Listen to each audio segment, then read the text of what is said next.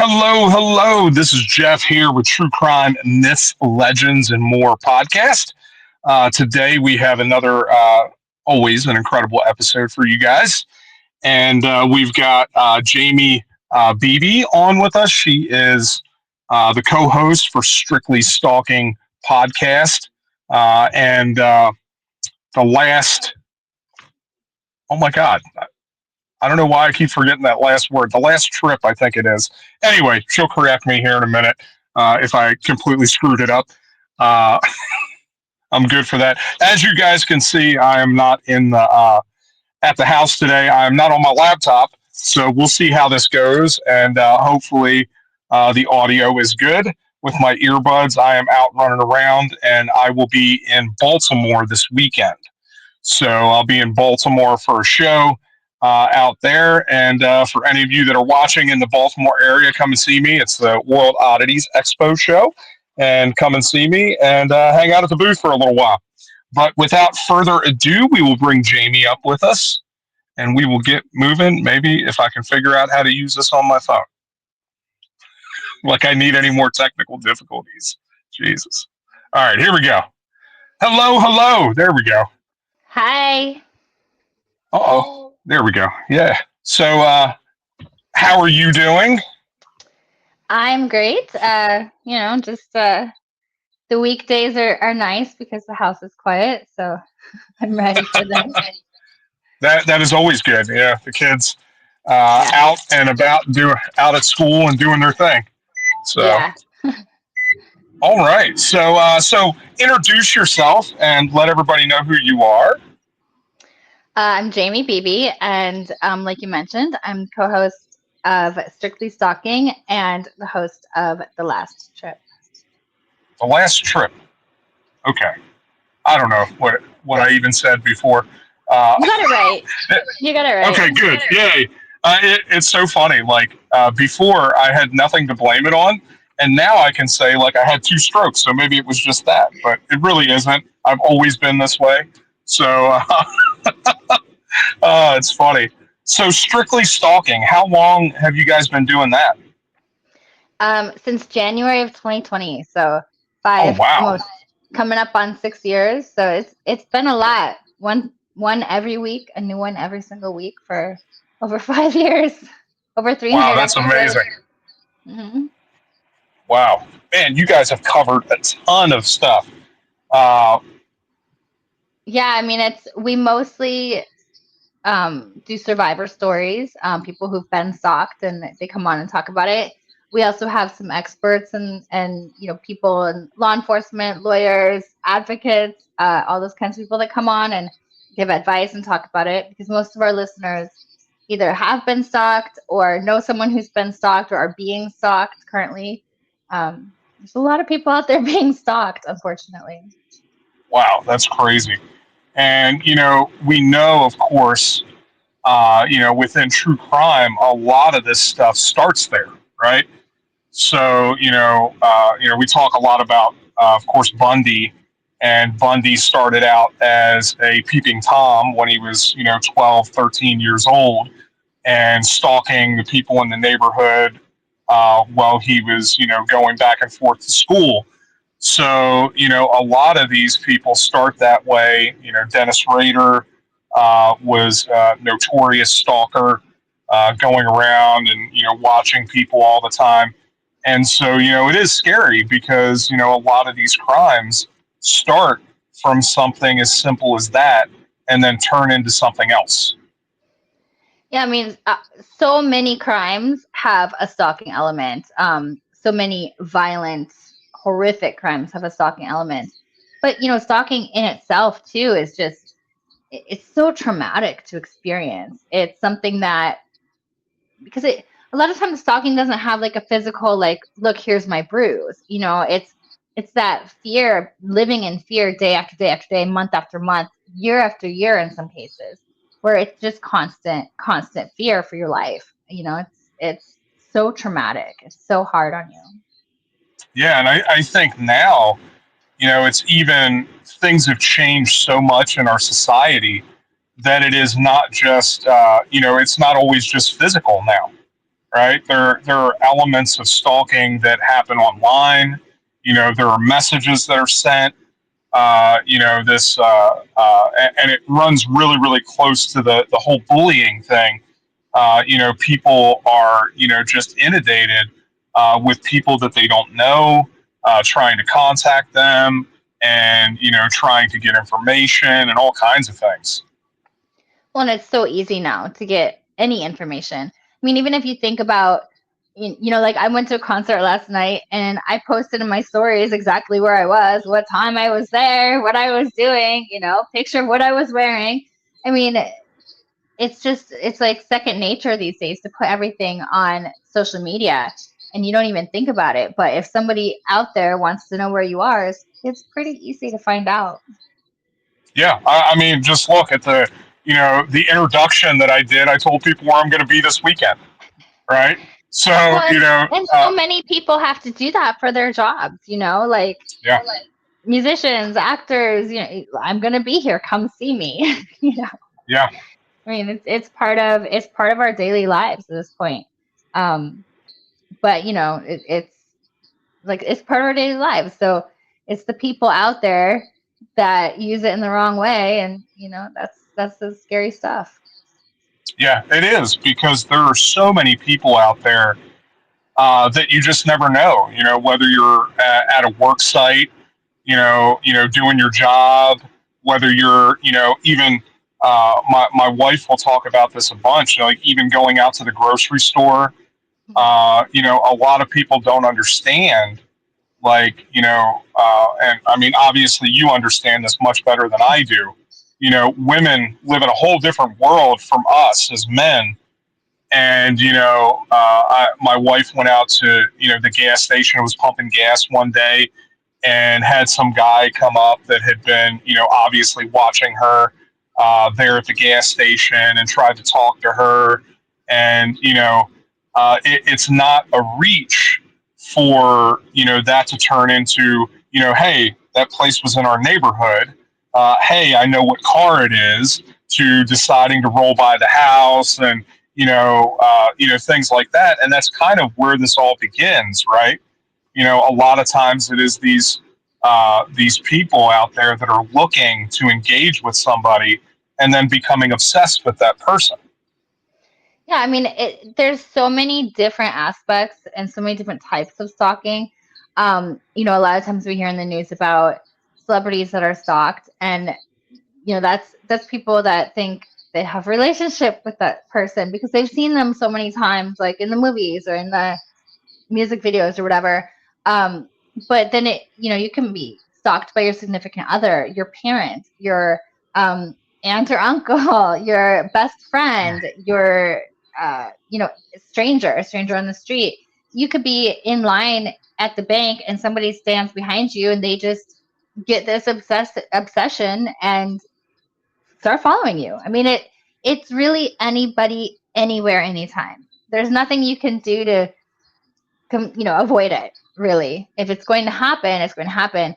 It's more, we talk more about what to do if it happens. And if you're there are some types of stalking, if you're in a relationship with somebody who's showing signs of, obsessive behavior or controlling behavior, those kinds of things, there's a likelihood that you'll be stalked by that person. So there are ways to see it. But we talk more about what to do when it's happening, how to get help for it, because that's a whole nother can of worms, trying to get the police to listen, trying to get somebody to actually help you.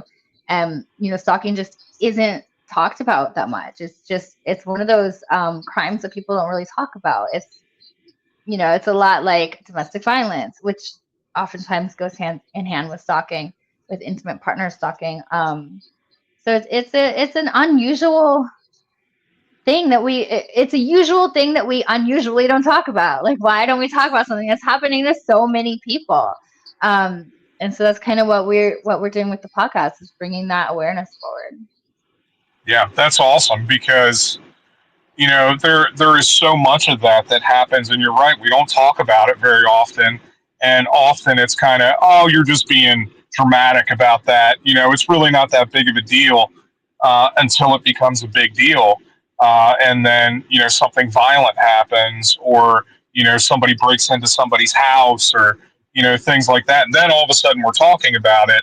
But, when there are all these often very chance encounters and things that happen, all of a sudden these people start showing up at different places where you're at, and uh, it ends up being something very, very different. And you already mentioned it. A lot of that goes with the fear and just having to live in fear, and that is a whole different aspect to that. The PTSD that comes with that, having to deal with that kind of trauma, that someone is doing that, whether they're, being believing that they're in some kind of romantic relationship, or, being violent or being aggressive, is always very, very difficult to deal with. Well, and it's very traumatic to try to get help when you're being stalked. It victims are blamed over and over. Well, what were you wearing? Well, did you sleep with him? Or, the guy is like, well, you're a dude, just like ignore it. Or, what did you do to her to make her stalk you like that? Like, how good in bed are you? Like, it always comes down to like this weird victim shaming thing, victim blaming. And so a lot of times victims will isolate themselves because they don't want to be reblamed by, their friends, their family, the police, somebody that they're going to for help. So it makes it a very isolating crime. It makes it, it is a lot like domestic violence in the way that we blame the women, or blame the victim for domestic violence. Obviously, men or women can be victim of domestic violence. And with that happening so often, it does kind of make the victim shrink into, you know, hiding and isolation, which then makes the perpetrator, the stalker, have even more power because they're more isolated. Yeah, yeah, that is wow. It is, and it's so easy for often the police to discount that, and to well, we're busy dealing with other things, and there are other crimes that are more important, and it's yeah, it's very difficult, especially when we look at a lot of these serial killer cases and stuff like that, and so many of them begin with some form of stalking. Uh, you know, uh, Whether that is, whether they're finding them, however they're finding them, they're usually uh, trying to pick out a certain type of person that fits their victim profile, to then know what their movements are, what they're doing. You know, my wife told me a long time ago that she does a lot of things where she like very consciously will vary the times that she leaves the house, things like that, so people can't get a pattern, because she has been stalked before. And so it is a very, very real thing, uh, for specifically women. You don't really hear about men getting stalked very often, even though it does happen, especially celebrity people will be stalked. And But there's a lot of men that get stalked. They really just don't come forward. yeah, And they can be stalked by other women, other men, they just don't come forward because they're men. They're supposed to be these, tried society puts it, the blame back on the victim like that. But one thing that you mentioned that I did kind of want to go back to was the way that law enforcement treats stalking victims. And it's not that they don't want to help. It's that their hands are tied a lot of times. yeah, Oftentimes on our show, it seems like we're against the police or law enforcement. It's not that. It's that they haven't been trained. There's no training in law enforcement for a crime that is being committed or hasn't quite been committed yet. And there's also very little crime in law enforcement or very little training in law enforcement on crimes against women, rape, domestic violence, things like that are usually against women. Not always. Those kinds of things. But there's even less about stalking. So it's not that they don't want to help, it's that they don't know how. I mean, when you call 911, it like, I've been stabbed. Okay, the police come, they find they do the things. But you call 911 and you say, someone left flowers at my door. I'm scared. The police are going to be like, okay, everybody likes flowers. Like, why are you calling us? So a lot of times for stalking victims, it's how you need to learn, unfortunately, how you need to learn to advocate for yourself and speak to the police. You say, I'm scared because these flowers were left by my ex-husband who now knows where I live and he's trying to kill me. And here's the 35 other things that he's done in the last 3 months, and so there's so much more that a victim has to do when they reach out to law enforcement as a victim of stalking than other crimes, because you can't point to a black eye and say this person did this to me. It's so much more internal than that. Yeah, And yeah, the police they're not trained for that, which is our fault as a society, not necessarily law enforcement's fault. yeah. And it is so difficult because there is so much of that that is not part of their training at all. And I went, I worked in the jail for a while, so I went to the academy, and I know, like, we didn't learn any of that shit there. Like, Yeah. you get no real interpersonal skills to be able to work with people, whether it's people from different races or different genders or anything. Like, you don't get any of that training, and it is very regimented, very much like it's very kind of a military kind of ideal. You're out there, and these are the bad guys, and you're going there to help out and to stop these crimes. But there is very little training on well, what do you do in these situations where you have a domestic dispute that's going on? How do we go in there and how do we handle that? How do we talk to people without taking sides, without blaming one person or the other? It's often just hey, I told you this is what you need to do. You need to get down. If you don't, we're going to throw you on the ground, and then that's where we end up getting these crazy, police brutality things and stuff. Because it is very much, it is a very difficult job. There are a lot of Yeah. people out there that are that don't have the best intentions, and that you do have to, handle Yeah. and deal with. But there is also a time and a place for that, and figuring out what that is in those situations takes a very special person. And the reason why I didn't go into law enforcement is because I was not that person. uh, I like think I it would be so hard to be in law enforcement, especially because I do think that sometimes, a lot of police or law enforcement, they do see what's happening, but they have to go through a checklist. They can't just yeah, be like, yeah, I can tell he's stalking you. You have to prove it, unfortunately.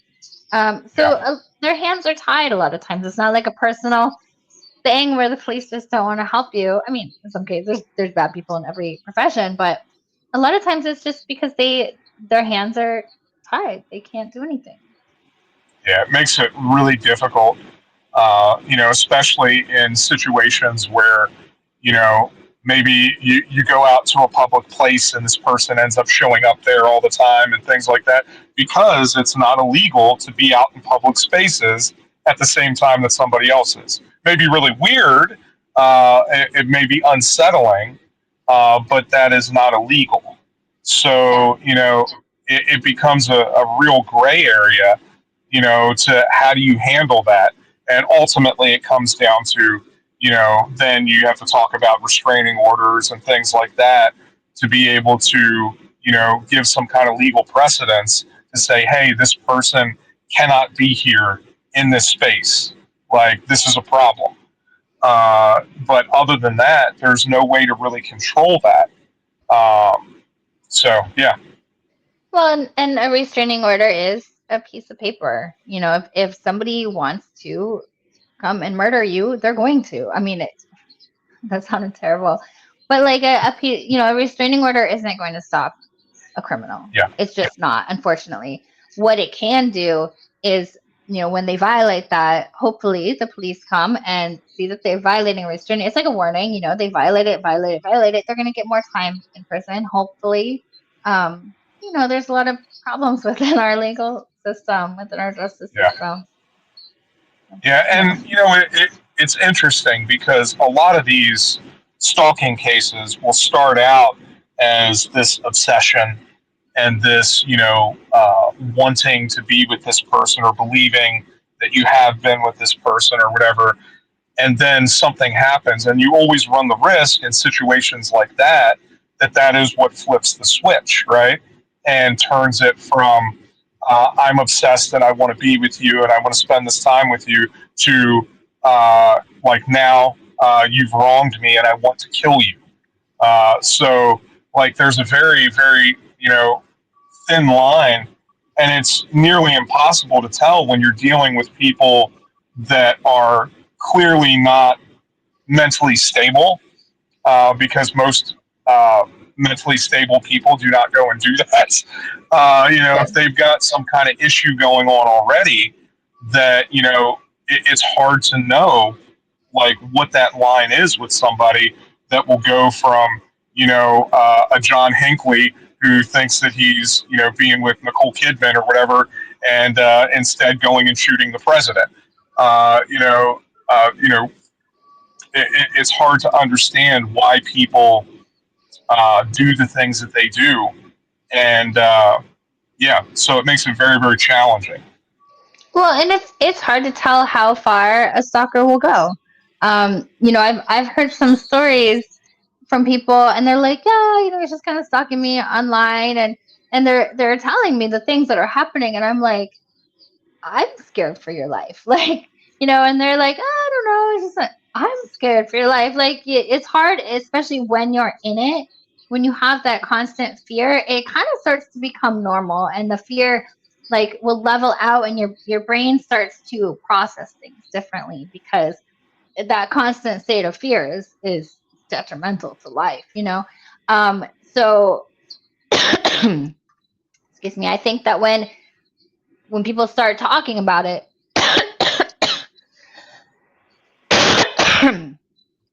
sorry, getting over being sick. When people start talking about it, is when they can get more help. Yeah, yeah, for sure.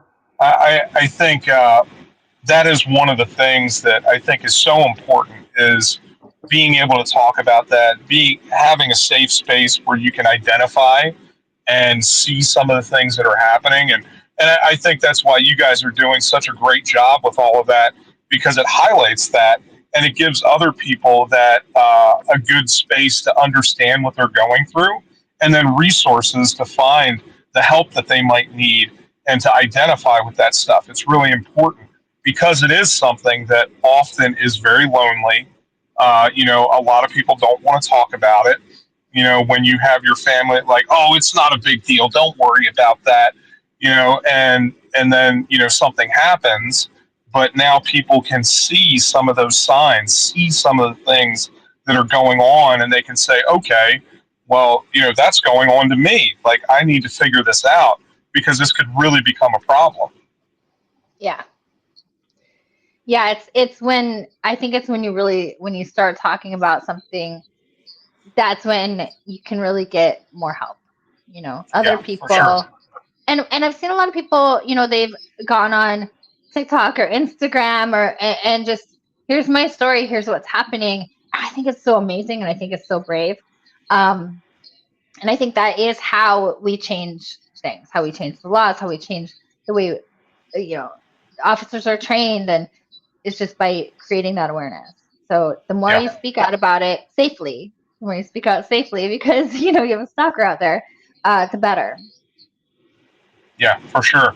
So what are some things? Because you've talked about several of them already. But what are some things like if you're going through that? Are some things that you can do?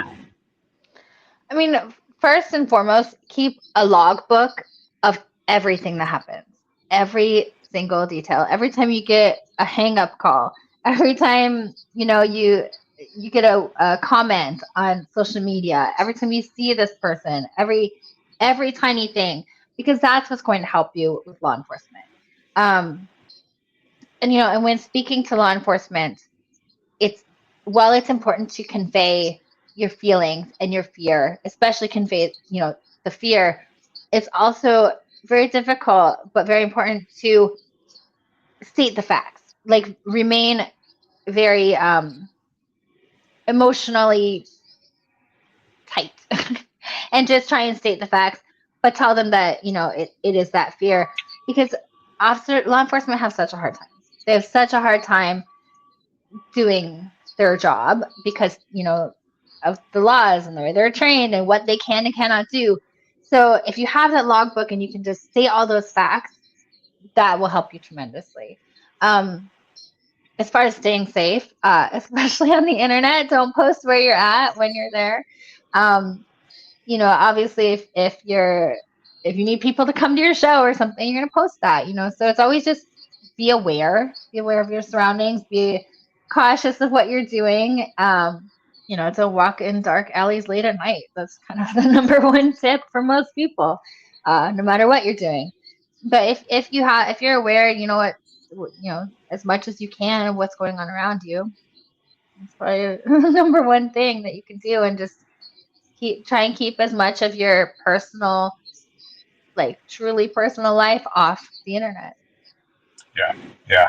Uh, I think that that is an important detail. I have never been very good with that. Uh, Me neither. I have always struggled with that. Uh, my wife is exceptional at that, and she has taught me a ton of things about that. And I'm one of those people. I'll tell everybody everything. I don't care.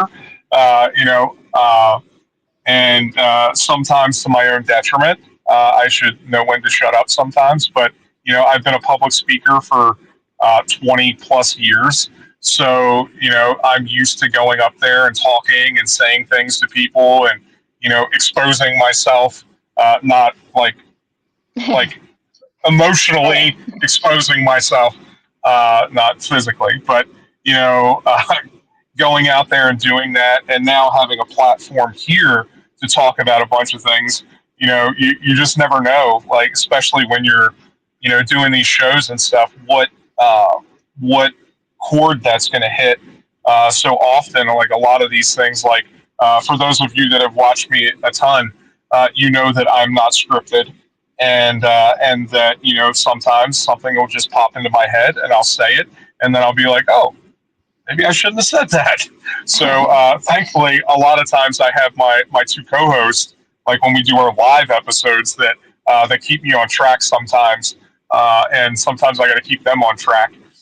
But yeah, it's very very easy to do when you're out there, especially if you're out there in the public a lot. I do well.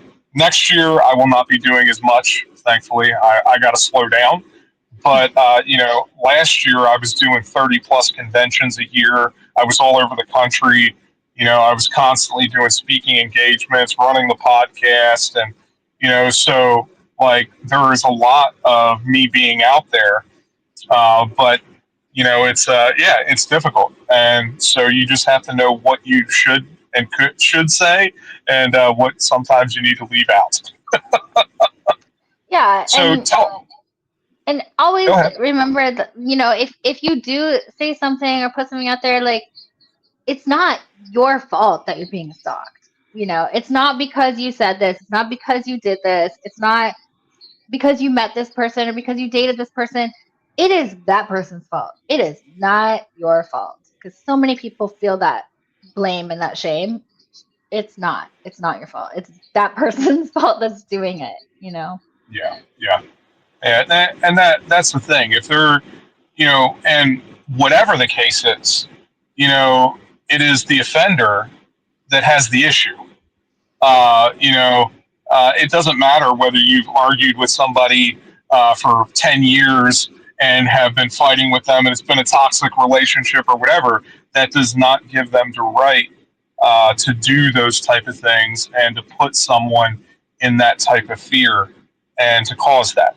So yeah, it is for sure the offender's issue. Uh, you know, and it is not normal to go out there and stalk people. Yeah. That is not something that most normal people are thinking about and planning on doing to somebody. Uh, you know, yeah, it's crazy. So you also have another podcast, and I'm curious to hear about Yeah. that one. Yeah. So it's kind of my little baby, I guess. Um, I travel a lot. I love traveling. I traveled solo for many years, all over the world. Recently engaged, so no more, not as much traveling solo. Um, but whenever I would go somewhere, I would just inevitably look up, like, is anyone missing here? Did anyone die here? Like, what happened? The crime. Like, I'm going by myself as a female into all these countries. I want to know what happened. Um, and when I was looking, you know, I saw these, this person's missing. And I'm interested. Like, what are they doing? What happened? And so I just started randomly researching all these crimes and that were taking place in all these different countries. And I was like, I can't possibly be the only person that is interested and wants to know what happened. So that's kind of how that one became born, I guess. Because I kind of feel like if I'm interested, somebody else out there must be too. For sure. So what I do is cover people who were traveling or on vacation and they were murdered or went missing. Um, and I talk about the place because I don't think any place is like inherently bad. Like like Mexico gets a lot of crap for, oh, it's so dangerous. I've been to Mexico a million times. I feel safer in Mexico than I do in Hollywood, in parts of Mexico for sure. Um, Hollywood's kind of a scary place to me. But I want to talk about the place and give the place their, do give it the due diligence. Like it's not, most places are not inherently bad. There is crime. There's crime everywhere in the world. Nowhere does not have crime. So I talk about the place, and then I talk about the case. What happened and what we know, and in hopes really that maybe somebody comes forward. Most of them are mysteries, unsolved. In hopes that someone comes forward that we can find the person, find out what happened, give their families some kind of justice, closure, anything. I think that's why a lot of the true crime podcasts like that do those shows, is to try to help. Have you? I forget what the name of that documentary is, but there was a recent documentary that I watched with that girl on the cruise ship that Oh, disappeared. Amy Bradley. Yeah, that was a wild story. And I watched that and I thought, they really had me at the beginning. I was like, I think this girl jumped off the side of the ship, is what I think happened. Because it would be real easy for that boat and the propellers to eat her up and them never to find her. Uh, but then they started posting all the pictures and stuff of her in these different places and stuff. And I'm like, hold on a second. Like they did like the side by side. And I was like, now that was her. And I thought I could not believe it. And by the end of that, they had completely changed my opinion of that case. And I thought, and of course, it's still unsolved. They don't know Yeah. what happened to her, and it's just wild to me that is possible. And that's another one where she was on a trip with her family and just disappeared, and they've been looking for her ever since. So this happens out there It far more happens a often. lot. It Yeah, happens a lot. It's because, you're on vacation. You're in the sun, you're drinking, you're partying. You don't think about, like, maybe I shouldn't walk back to my hotel at 2 a.m. because, you know, for some reason you just don't think about it. Your awareness levels are brought down so low when you're on vacation. A lot of that has to do with drinking, partying, the experience of being somewhere new and exciting, and it's amazing. And or maybe you're at a resort, so you've heard, resorts are safe, it's totally fine. There's crime everywhere. Everywhere is crime. Yeah, I know. I was. It's funny. The first time, and oddly enough, I'm going back to New Orleans here in a couple weeks. But the first time I was down there, I was down there with a friend of mine, and we were out. We were hanging out down on Bourbon Street. It was late, and I believe that was the night. Yeah, it was that night because we split up that night. And I was at this one bar, and he decided to go back to the hotel and walk back there, and I was still hanging out or whatever. And then a couple hours later, it was in the middle of Essence Fest, which is the second largest festival in New Orleans next to Mardi Gras. And so we were there for that. When I booked the tickets, I had no idea it was in the middle of Essence Fest. I had no idea, but it was a good time. I had a good time while I was down there. But we went down there, and I was like on one of the balconies on Bourbon Street, and somebody opened fired into the crowd, and I got to watch like three people get trampled on Bourbon Street that night. And after that, I looked at the other people I was hanging out with, and I said, I think it's time for me to go back to my hotel. And I'm like, I think it's time for me to get the hell out of here and call it a night. So I went back to my hotel, and when I went back there, my buddy he woke up when I got there and said, "Dude, you're not going to believe what happened." And I said, "Okay, what happened?"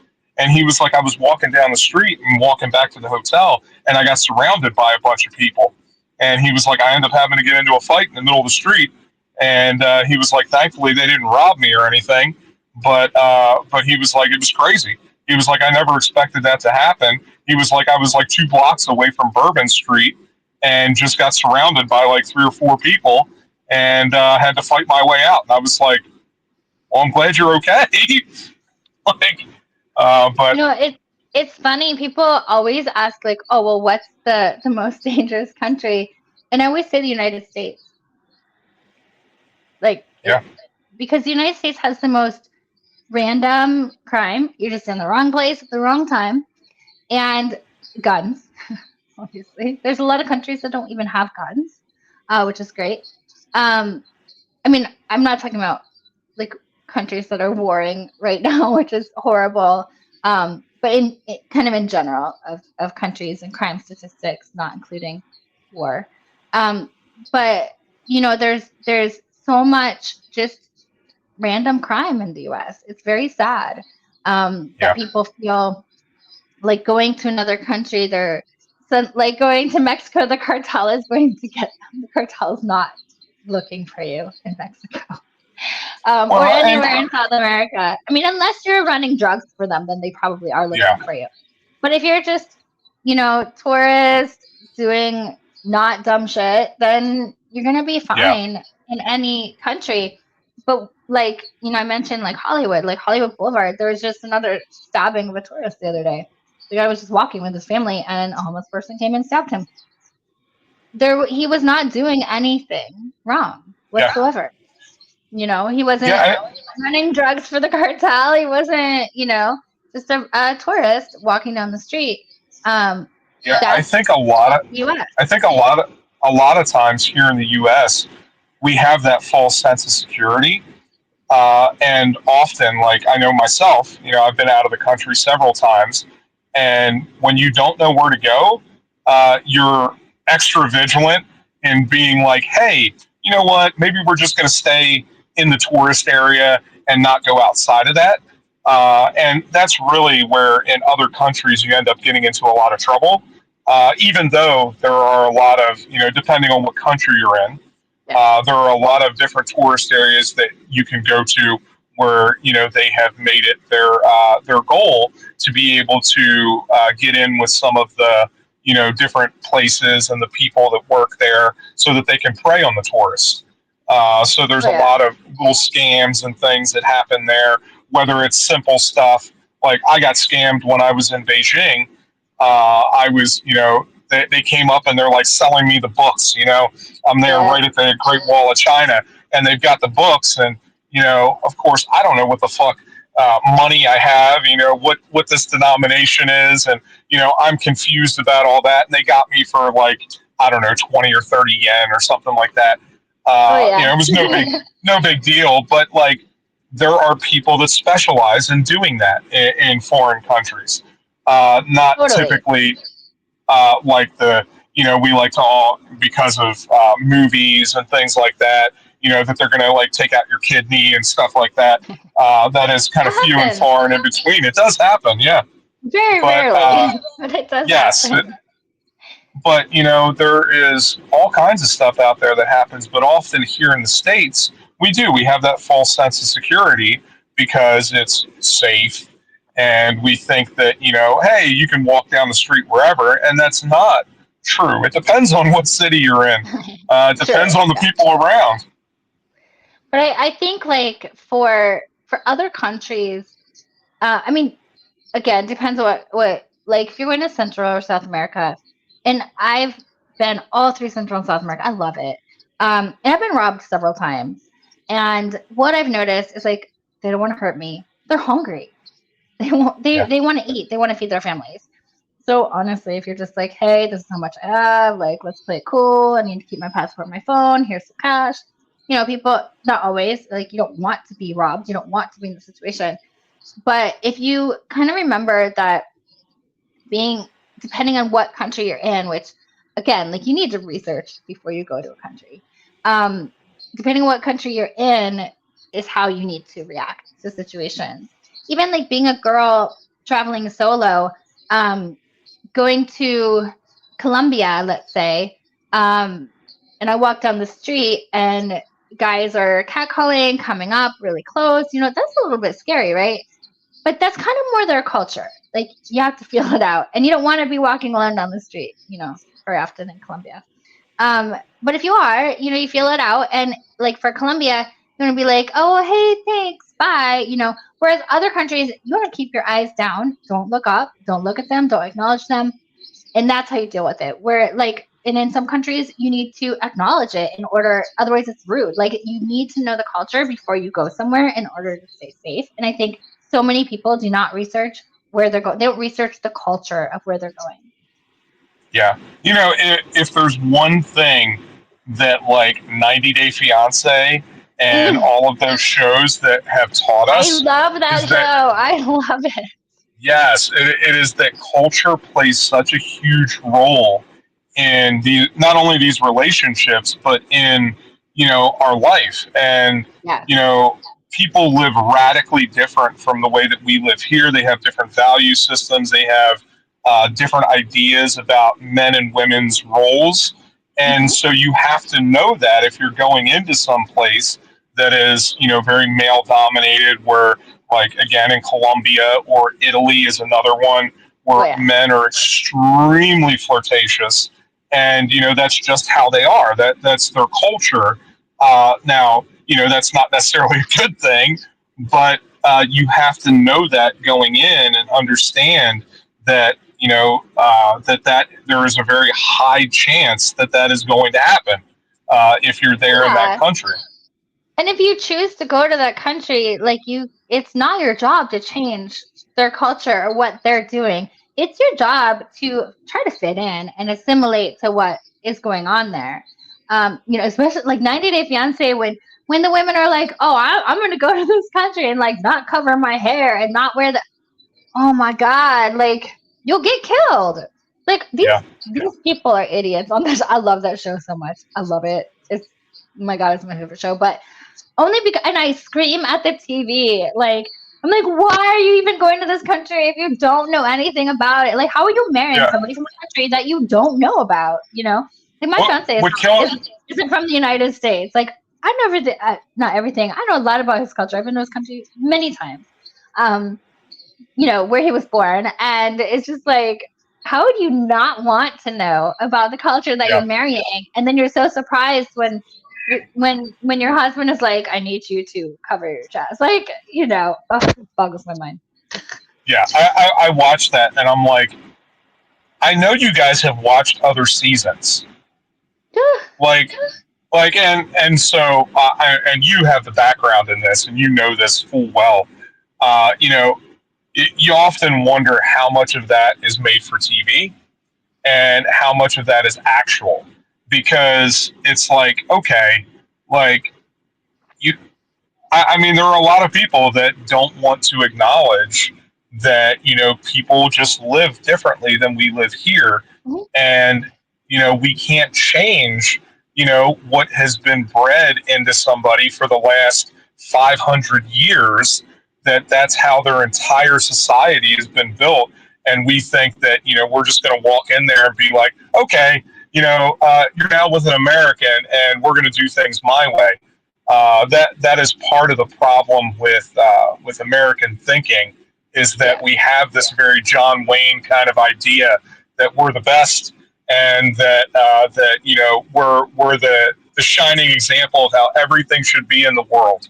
And the more you go to other places, the more you learn that not only is it not that way, it probably shouldn't be that way. Or have you seen the new show Match Me Abroad? No, I haven't watched that one yet. Oh my god. So it's people who like get it in their heads that like this one guy, he's like, "Oh, I need to marry a woman from Brazil." So they find a matchmaker in Brazil, a country they've never been to, but they feel like the women will be submissive or whatever. So they go to this country to find a wife. It blows my mind the amount of ignorance. It's actually very sad. The amount of ignorance so many of the people on the show have, where they go to a country they've never been to, and then they're like, "Well, why aren't they like this? Like, why isn't this girl like this? Or why isn't this guy like this?" And I'm like, you're in a different country. Like, how would you? And they're like, well, I'm going to bring them back to my beautiful country of America and make them amazing because then they'll be Americans. I'm like, not everyone wants to be an So American. it's really They, funny because I grew up like that. I'm half Filipino. mhm. My dad is very, very Polish and German, and my mom was a mail order bride, right? He, contacted her through the mail. They were pen pals. He went over to the Philippines, and he ended up picking her up and marrying her and bringing her back over here. My mom and dad are divorced, but he thought that he was going to be able to bring her over and change her life, and that she was going to be indebted to him forever. And he is a very guy's guy, and thought that she would be submissive and the whole bit, and that he knew nothing about Filipino culture, and that women are the primary in Filipino culture, and that's not how that works. And it was always going to be a serious clash between the two of them, because coming from America, which is very male dominated, to a Filipino culture that is very woman centric, it was going to be a serious problem. And it was. My entire life, my mom and dad were going at it because culturally they just did not mix. And so yeah, I know that firsthand, being the first generation of Yeah. dealing with that. And I watch it and I see these people. I'm just like, God, like, how ignorant do you need to be to not want to know and not understand that, Yeah. like, this is not the way that, like, that's never going to work. Like, you can't just be like, yep, I'm going to go there and their family is going to accept me, and I'm not wearing any of their clothing. And it's like, you Yeah. realize that in this country people still get stoned, right? Yeah. Like it's just it's unbelievable to me. Yeah. But And it obviously makes it for great TV. it does. I mean, obviously, I think that people from different cultures can easily get along, get married. Like I said, my fiance is not from the U.S., but originally, but I think it's just it's the knowledge, and I think once you have knowledge about anything, it's less scary. Once you get the information, but going back to like traveling and not getting murdered while you're on vacation, learn about the country that you're in. If you go to Singapore, chewing gum is illegal there. You can actually get in trouble for that. Not picking up after yourself, littering is it's very illegal. Like you can't litter, you can't chew gum. There's things that you can't do. But then again, when you go to Singapore, there's it's probably the least amount of crime in any country. It's extremely safe. It's extremely beautiful. It's very healthy. It's an amazing, amazing country. But I wouldn't have known that I can't bring a pack of gum. That will actually get in trouble for that as a tourist. Like, you need to learn about where you're going and what you're doing.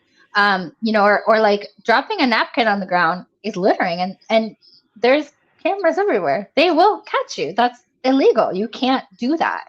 Um, and using Singapore as an example, but but that's why I learned about it before I went. Just it's a quick Google search. I feel like there's so much knowledge at your fingertips. Like, ask ChatGPT, ask Google. Like, it's so easy. What are strange laws in this country I'm going to? What's the crime stats in this country I'm going to? And it's astounding to me how many people don't want to learn about other cultures that they're going to visit. you know, Yeah, don't get it. it's crazy to me because I have always been fascinated in other cultures and other ideas. I think it's important to understand those things uh, because we can't really know other people until we understand where they come from. And Yeah. it's no different than here in our own country. I'm from the East Coast. I am Yeah. very, very East Coast. And that is completely different from people out on the West Coast. We have very different ideas, very different ways of speaking. I've lived in the middle of the country now. Like, I've lived in Cincinnati and Ohio for like 20 years. So I've mellowed out a bunch. But I was very loud, very in people's face, from right outside of Philly. And so, like, that is just like, I grew up, when you talk to somebody, you yelled at them. And, that was, the general lingo. Typically, I tell somebody to go fuck themselves 3 or 4 times a day. It was just kind of how you said hello to people. Hmm. And so, coming to the Midwest and, dealing with that here, people are so different. And I was so like out of place for a long time because people didn't know what to do with me because, I'm loud, I'm very brash. Maybe a little bit, uh, anyway, I was just being me, but it is definitely very different. And we need to understand the people here, and I think sometimes understanding that that we can only see and only understand things from our own understanding and our own background. You can't expect somebody who comes from another country to understand things the way that you do because they don't have the same experiences that you do. So they can't see that the same way. We don't all Exactly. share the same value systems, and so we need to take that in account whenever you're dealing with anyone else. Other people don't share our experiences. We may be similar in a lot of ways. We may all be Americans or whatever, but we don't have the same exact experiences. So that changes how we relate to things, how we deal with things, how we relate to other people. And when you're talking about, stalking or, other things, how we deal with fear, what Hmm. causes us, what triggers us is different for every single person. And Yeah. so we can't truly know what people are experiencing because we just don't know. We don't know. We're not living that other person's life. I can only tell you from my own experience. Yeah. True. True. I mean, I think, like, to wrap all that up, like, if you literally just treat everyone with kindness, you're going to get a lot further. And ask Absolutely. questions. If you don't know something, ask. Don't assume. Just be Yeah. kind Yeah. about it. And I think you'll get along great in the world. Yeah. That seems to have worked for a lot of people for the last, 5,000 years. Yeah, exactly. Yeah. So cool. Well, yeah, we're getting close here. So let everybody know where they can find your stuff. For sure. So, Strictly Stalking, obviously it's on every podcast channel wherever you're looking. Our Instagram is Strictly Stalking Pod, like POD. For the last trip, it's I think it's the last trip podcast. Let me look. I can't remember. I can't believe I don't actually remember. Interesting of me. So yeah, the last trip crime pod. That's what it is. For Instagram, and it's also wherever you find your podcast, the last trip. And if you want to find me personally, I'm on Instagram as well at feathergirl77. Cool. About it. All right. Well, cool. Well, is there anything else you want to share with anybody before we get off of here? No. Be Cool. kind. Go out in the world and spread kindness, I think, is my mantra for today. Absolutely. I think it is an important thing. There is clearly a lot of unkindness going on everywhere right now, and it is certainly a crazy world that we're living in. Sadly, it gives those of us that are in this industry a whole bunch to talk about. But you It know, gets me uh, down, man. Watching the yeah, news is just it's depressed. It's one thing. Ugh, it's a lot. yeah, I used to yeah. It love is. watching the news, true crime. I'm like, ooh, what happened in the news Yeah. today? Now I avoid it. I just Google search what I need to know about crime. I know. Like before I had the strokes and everything, I was like, I was watching three or four, documentaries, listen to all these news stations and stuff. And then after that, I was like, I'm struggling to get back into it because I think my perspective has shifted so Mhm. much in realizing, like, oh shit, like I just got maybe a third or fourth chance to do some things. Like I need to figure this out and need to really prioritize what's important in my life. And what I thought was very important to me in doing all these things is not really what's important to me. Like, Yeah. there are things that I want to do, and there are goals that I have, and I can achieve those without slogging through 8-10 hours a day just immersed in true crime. Like I don't have to do that. So Yeah. I kind of fell out with some things that I was keeping up with and have been struggling to get back on board. I'm going to be on a podcast on Sunday, and they wanted me to come on as like one of the talking heads and to talk about different cases and stuff like that. And I was like, oh shit, we're gonna have to do some old cases because I'm not as current as I was beforehand. I've had 6 months where I have just kind of been out of the loop. Thankfully, there has not been a ton going on in those 6 months. Kind of everything kind of died off. I'm like, okay, good, because I just don't know. I'm kind of excited to see what's going to go happen in the Long Island case. I want to Yeah. follow that pretty closely with Rex Huerman. And I was up until everything happened for me. The Delphi case was like my number one thing. I was really really involved in that, and I've done a bunch of different podcasts on that. Matter of fact, we have our True Crime Quarterly that is coming out in January 2026. Will be a full magazine on true crime, and so the feature article in that is three different perspectives on Delphi. So we're going to talk about the prosecution, the defense, and then a bunch of the alternate theories and stuff that are out there. And so I'm kind of excited to release that and some of my ideas on that. And, uh, those of you that watch know that I am not in the camp that I don't think that Richard Allen did it. Uh, uh, uh, and I don't know that I necessarily think that he didn't do it, but I don't believe that they had enough evidence to convict him. I don't think that he should have been. I think that there was a significant amount of reasonable doubt, and I think that there needs to be some reevaluation in that case. But that's my own personal opinion, and we'll see what happens through appeals and stuff like that. Maybe It'll there's be something to it, maybe interesting. there's nothing. Yeah. It'll be very Yeah, interesting to know.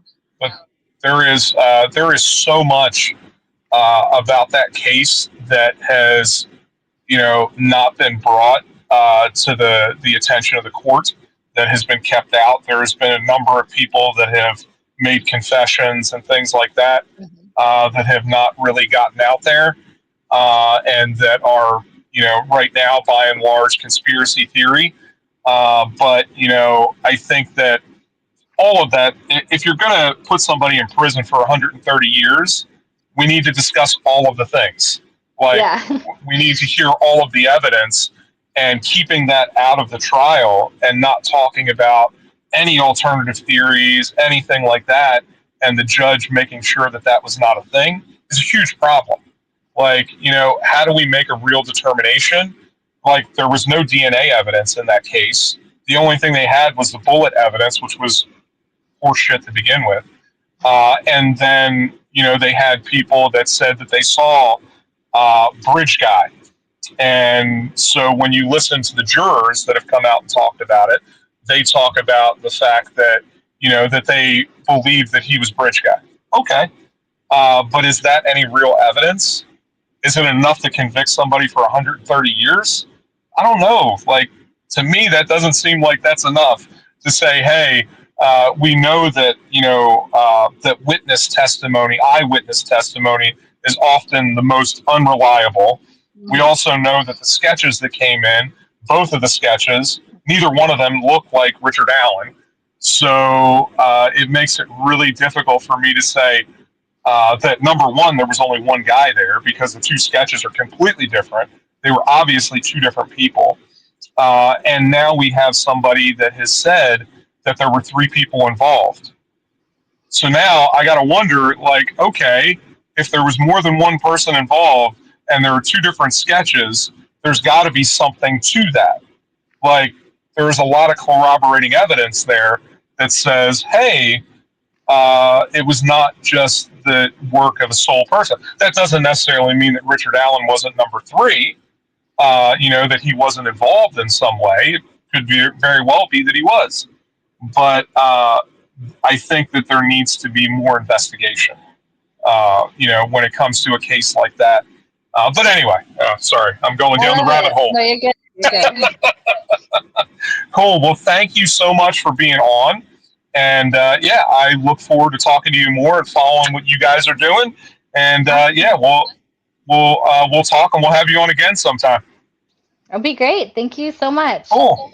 Absolutely. Thank you, Jaimie. We'll see you later. All right. Bye. Bye.